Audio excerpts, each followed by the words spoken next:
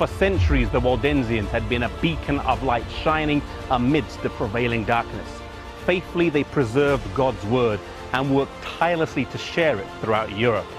For this, they paid a high price, facing wave after wave of bitter persecution. The intense persecution that they faced began to wear down the Waldensian churches, and they began to give in to the temptation to compromise. Many began to render an outward compliance to the papacy while trying to remain true to their faith in God's word. But this course of action began to quietly erode the purity of their faith.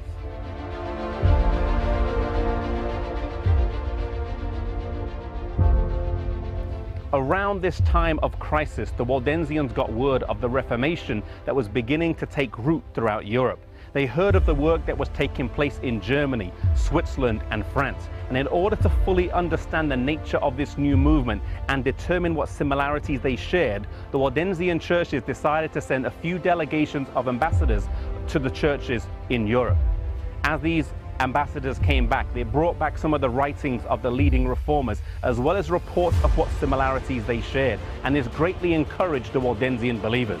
Up until this point, they had been a lone voice calling people back to the standard of God's word, and reports of other like-minded believers was a source of great comfort to them.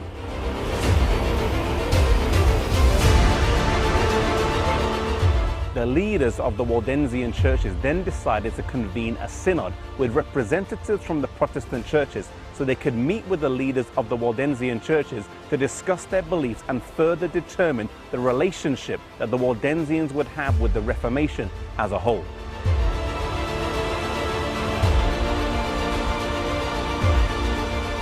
On the 12th of October 1532, right here in the Angronia Valley, the Synod of Chanfaran was convened and sat for 6 consecutive days.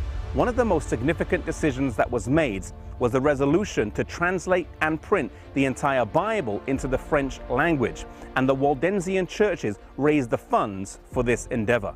The work was then undertaken by Calvin and his cousin Oliverton and was completed in 1535. The Bible was then printed in Neuchâtel, Switzerland, and then distributed amongst the French-speaking Protestants in Europe.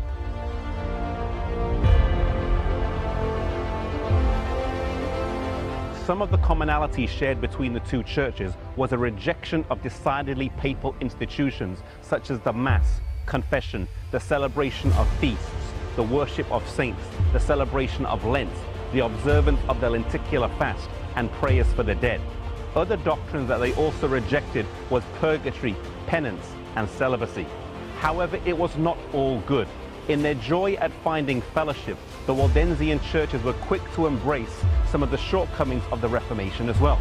Whilst the Reformation of the 16th century was a decided step in the right direction, it did not bring about a complete restoration of biblical truth. In some areas of belief and doctrine, the Waldensians made compromises that represented a step backwards as they found fellowship with the Reformation. Two things that stand out from the Synod of Chanfaran. Firstly, we see the importance of Christian fellowship, and we see the importance of the accountability and encouragement that comes with Christian fellowship. However, fellowship can be a two-edged sword, and sometimes we can be tempted to compromise as we do fellowship with other believers. Let us be careful as we're on this road to heaven, that we do not let our Christian experience be derailed, but that we stay on track and keep our eyes focused on Jesus.